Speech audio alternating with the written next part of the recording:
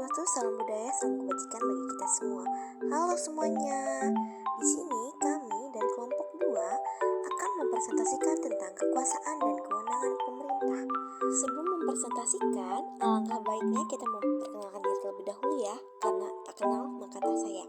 Baik, perkenalkan, nama saya Asti Juliani Disi dengan NIM 6670304149 dan bersama rekan saya.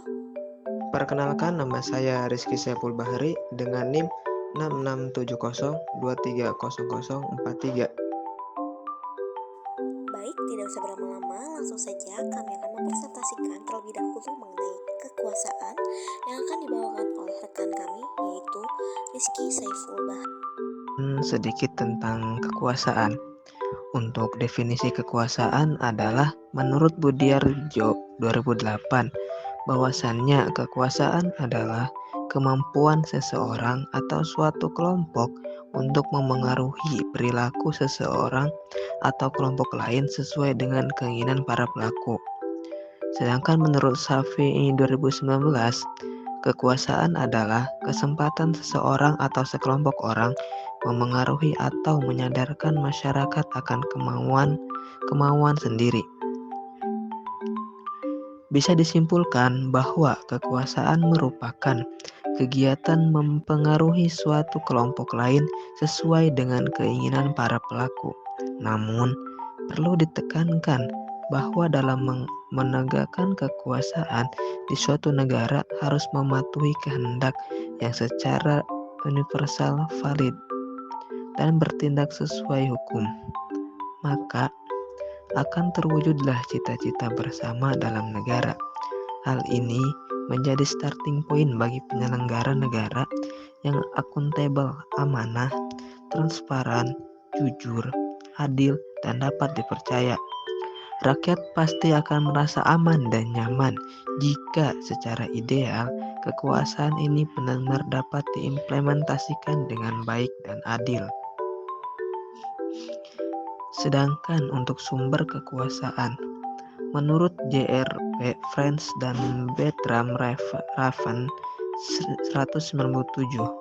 kekuasaan dapat muncul bersumber dari pertama, courtship power.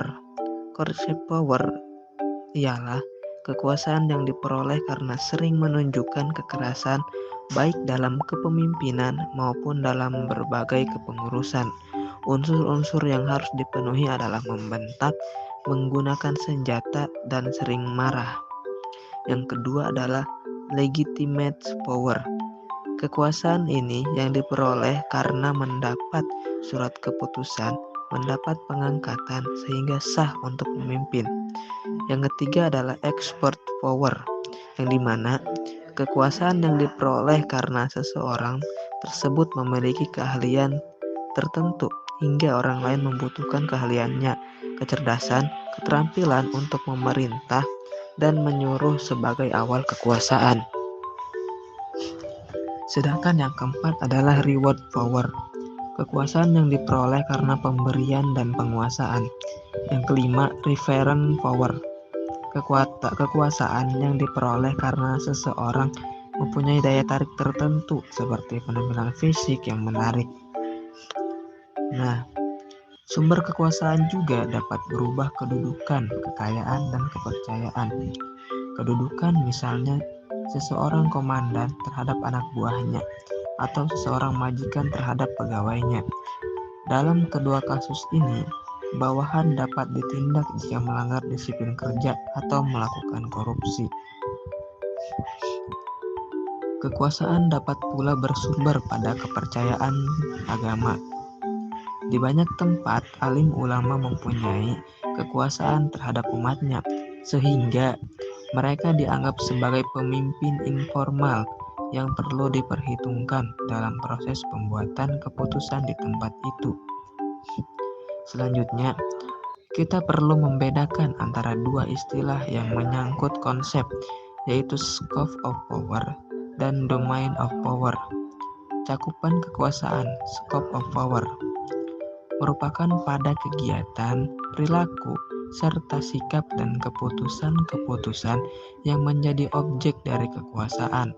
Misalnya, Seorang direktur perusahaan mempunyai kekuasaan untuk memecat seorang karyawan asal sesuai dengan ketentuan-ketentuan yang berlaku. Akan tetapi, tidak mempunyai kekuasaan terhadap karyawan di luar hubungan kerja ini. Istilah wilayah kekuasaan, domain of power, menjawab pertanyaan siapa saja yang dikuasai oleh orang atau kelompok yang berkuasa. Jadi, menunjuk pada pelaku, kelompok organisasi atau kolektivitas yang kena kekuasaan.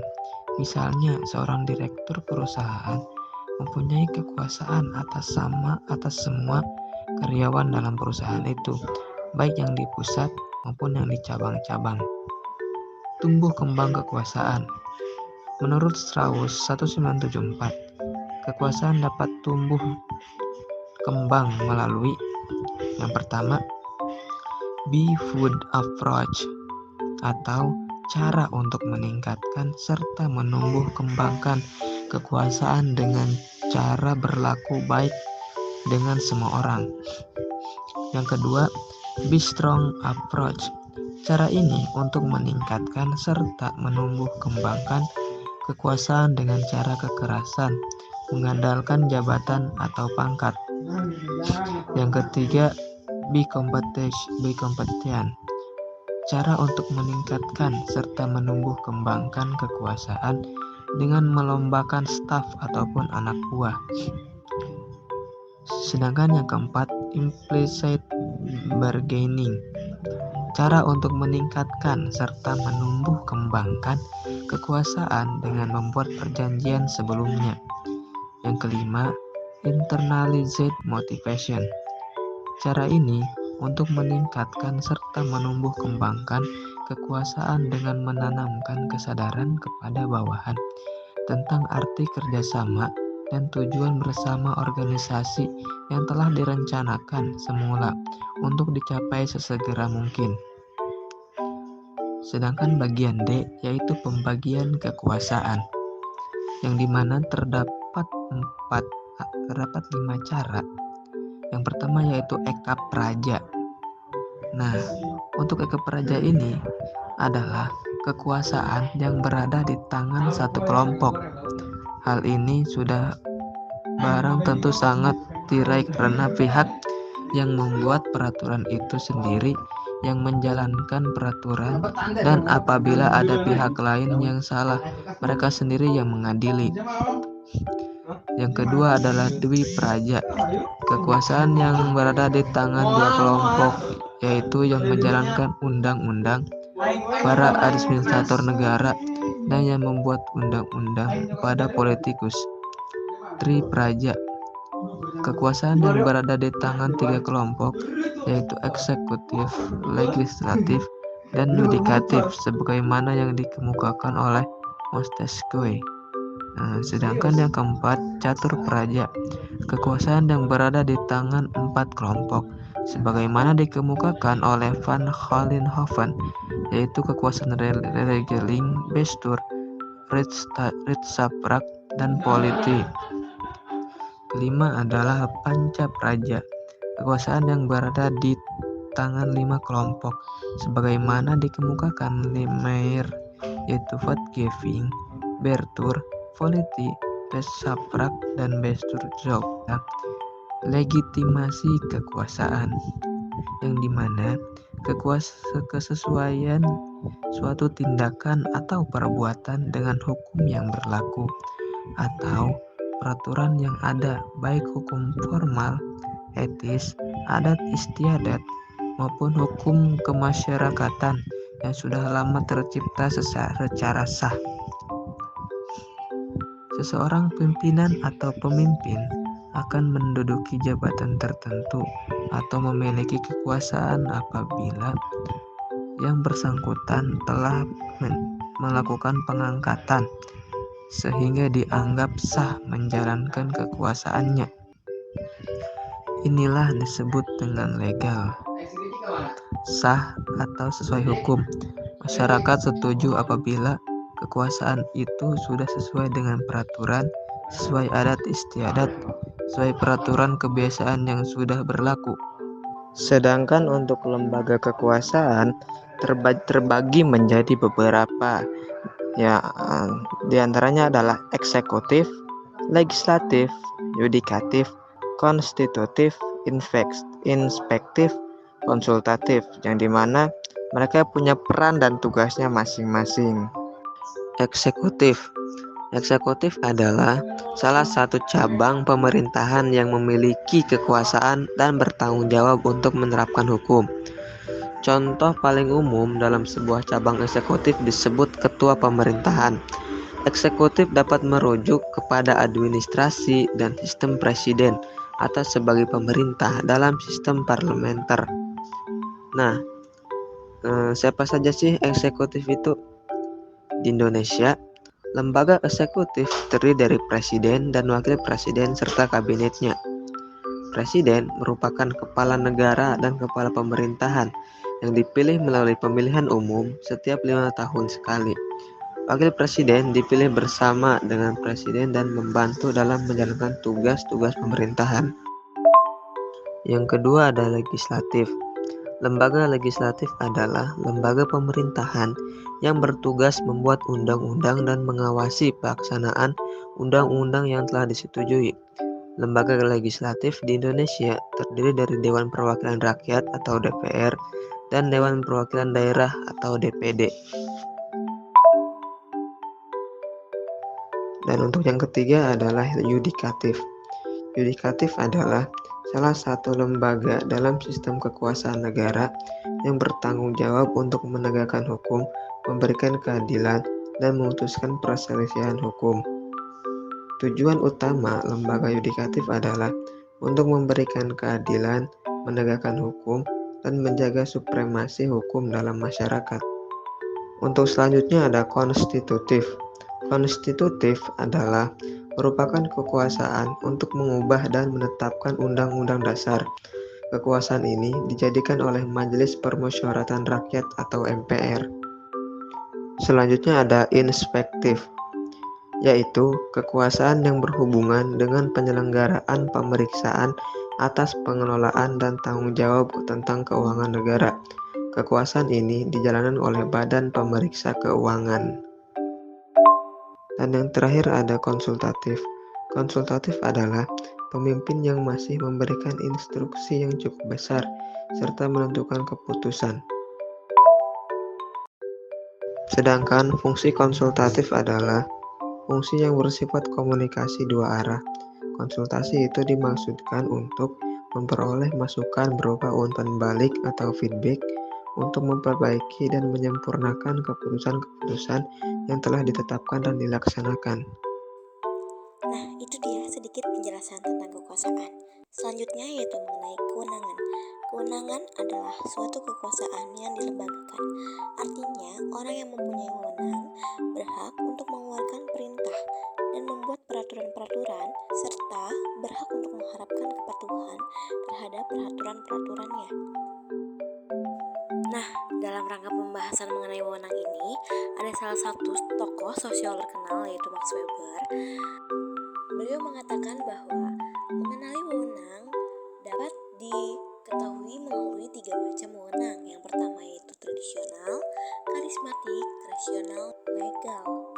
Wewenang tradisional ini berdasarkan kepercayaannya di antara anggota masyarakat bahwa tradisi lama serta kedudukan kekuasaan yang dilandasi oleh tradisi itu adalah wajar dan patut dihormati.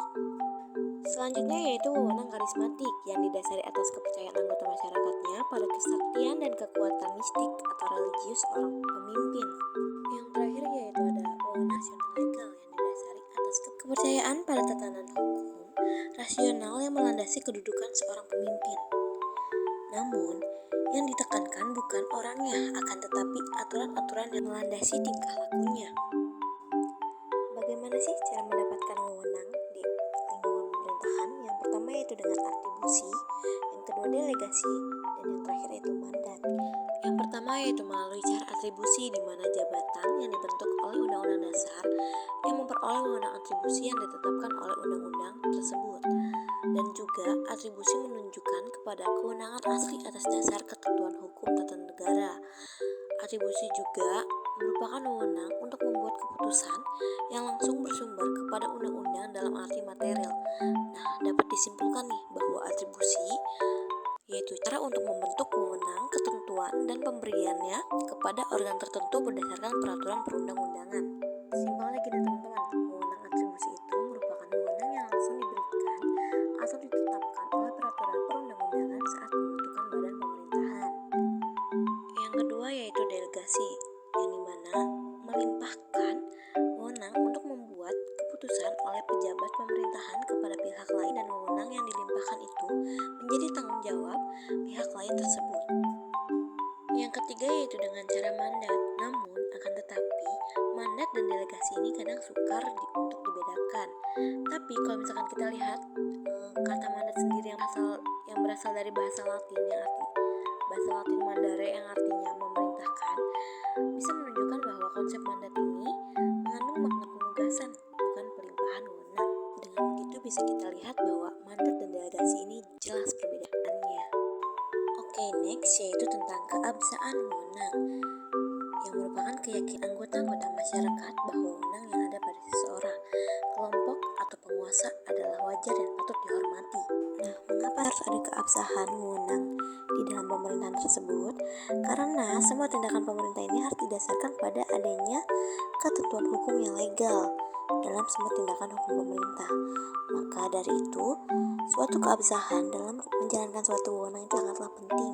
Karena kalau misalkan tidak ada suatu keabsahan atau kesahan dalam wewenang tersebut, akan sulit untuk para pengikutnya menjalankan aturan yang telah ditetapkan oleh penguasa tersebut.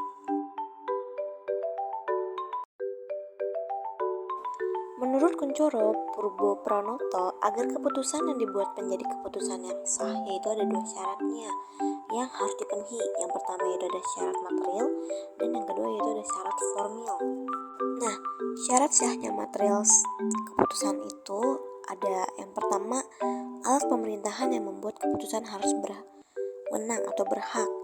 Yang kedua yaitu ada dalam kehendak. Alat pemerintahan ini harus membuat keputusan yang tidak boleh ada kekurangan yuridis. Yang ketiga yaitu ada keputusan harus diberi bentuk yang ditetapkan dalam peraturan yang menjadi dasarnya, dan pembentukannya harus juga memperhatikan prosedur membuat keputusan bila mana prosedur itu ditetapkan dengan tegas dalam peraturan itu. Dan yang terakhir ada isi dan tujuan keputusan itu harus sesuai dengan isi dan tujuan yang hendak dicapai. Sedangkan syarat formilnya sah keputusan yaitu meliputi yang pertama, syarat-syarat harus ditentukan dan berhubungan dengan persiapan dibuatnya keputusan, serta berhubungan dengan cara dibuatnya keputusan harus dipenuhinya. Yang kedua yaitu harus diberi bentuk yang telah ditentukan. Yang ketiga, syarat-syarat berhubungan dengan pelaksanaan keputusan terpenuhi. Yang keempat, jangka waktu harus ditentukan antara timbulnya hak-hak yang menyebabkan dibuatnya dan diumumkannya keputusan itu, dan tidak boleh dilupakan.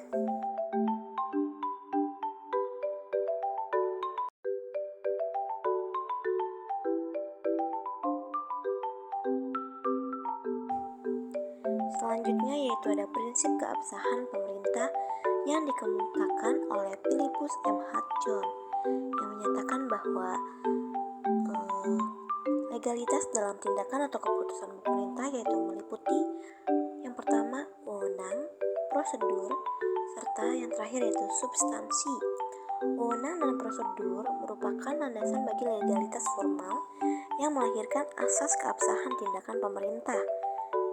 Sedangkan substansi akan melahirkan legalitas material. Tidak terpenuhinya tiga komponen tersebut mengakibatkan cacat yuridis suatu tindakan atau keputusan pemerintah.